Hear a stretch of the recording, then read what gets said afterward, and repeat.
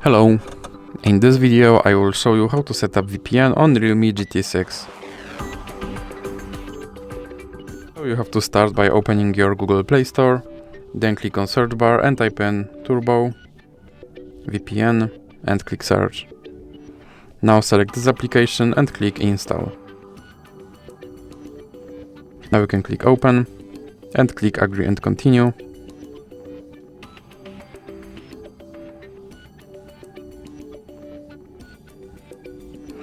Then you can close this ad, click allow and click consent.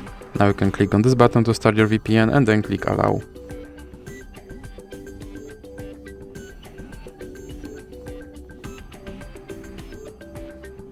Now you can close this ad, and as you can see now I'm connected to VPN in Netherlands. So that's it for this video. If you liked it, please remember to leave like and subscribe.